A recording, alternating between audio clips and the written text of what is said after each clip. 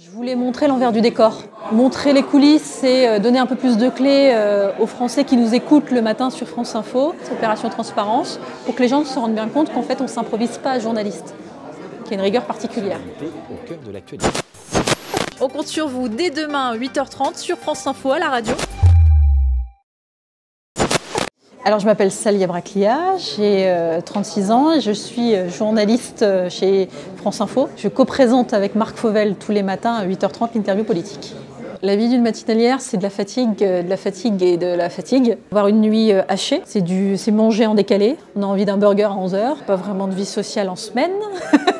Là, ça a l'air horrible comme ça, mais en fait c'est génial. C'est génial parce que tous les matins vous réveillez les gens. Je peux être la première voix que vous allez entendre le matin. Je trouve ça génial, je trouve que c'est un pouvoir génial. Pendant que Marc est à l'antenne, à 8h, donc moi je fais mon teasing à 8h pendant le journal, puis après je descends et je retrouve nos invités, c'est moi qui les accueille. Donc en fait, généralement ils sont fatigués, surtout pendant une campagne électorale. Voilà, j'essaie de les mettre dans de bonnes conditions. L'accueil est le même pour tous, peu importe le parti politique. Ils se font maquiller, je leur laisse tout le temps 5 minutes où ils sont seuls et ils peuvent se poser avant le direct. On enchaîne en direct et là on y va, on bastonne, les questions, on mitraille. Avec Marc, on prépare beaucoup plus de questions que nécessaire pour ne pas être en rate de questions en direct. On sort forcément un peu frustré parce qu'il y a des thèmes qu'on n'a pas le temps d'aborder. On évite de continuer le débat après l'interview.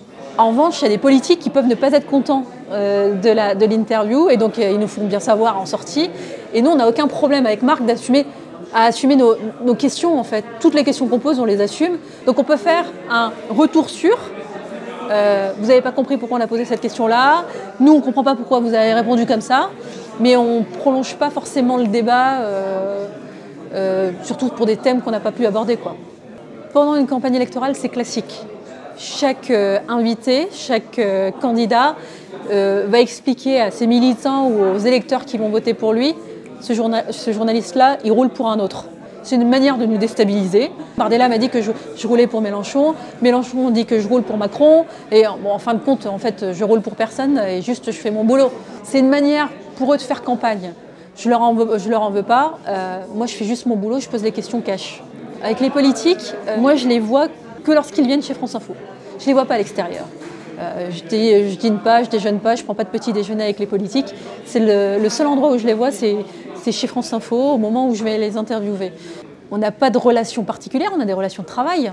Eux, nous, journalistes, on connaît les règles du jeu. Donc les relations sont cordiales. En interview, on pose toutes les questions. Ils peuvent ne pas être contents. C'est leur problème. C'est des pros de la com, donc en fait, ils connaissent l'exercice. Quand ils viennent chez nous, ils ont été briefés par plusieurs communicants. Donc voilà, les relations sont cordiales et c'est tant mieux, on les garde comme ça. L'interview politique du matin à la radio, elle est incontournable. Pourquoi ? Parce que c'est avec ça qu'on réveille les gens. Généralement, dans ces interviews-là, pendant ces interviews-là, que les politiques affirment leur position ou lancent un débat.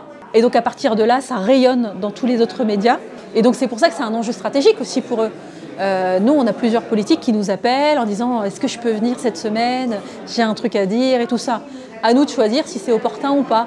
À nous de choisir si telle ou telle politique, on peut lui donner 30 minutes d'antenne. C'est pas rien d'avoir 30 minutes d'antenne sur France Info, c'est un luxe. Et donc moi, ce que je dis à mes invités, c'est si vous venez, il faut faire avancer le débat, il faut avoir des propositions.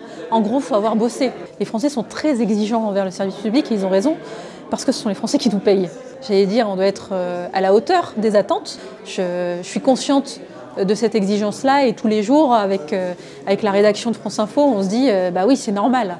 Donc on fait preuve de rigueur, donc on fait preuve de précision et ça veut dire que la confiance, on la gagne petit à petit. C'est un combat tous les jours, hein. Il faut être rigoureux tout le temps. Les Français sont exigeants et en même temps, je pense qu'ils se rendent bien compte qu'écouter ou regarder le service public, c'est un peu plus différent qu'ailleurs. C'est le problème des documentaires. Quand vous en faites un, vous avez envie d'en faire 15. Après, voilà, tous les sujets ne se portent pas à faire des documentaires, mais oui, il y a plein de sujets que j'ai en tête. On discute avec Mouloud parce que lui-même aussi a d'autres sujets, pas forcément de la politique, pas forcément du journalisme. Accorder du temps à un sujet en particulier, le décrypter, faire preuve de pédagogie, C'est ce qui nous guide avec Mouloud et on se dit qu'il y a plein d'autres sujets qui peuvent se prêter au documentaire, donc on bosse dessus en ce moment. Merci à vous.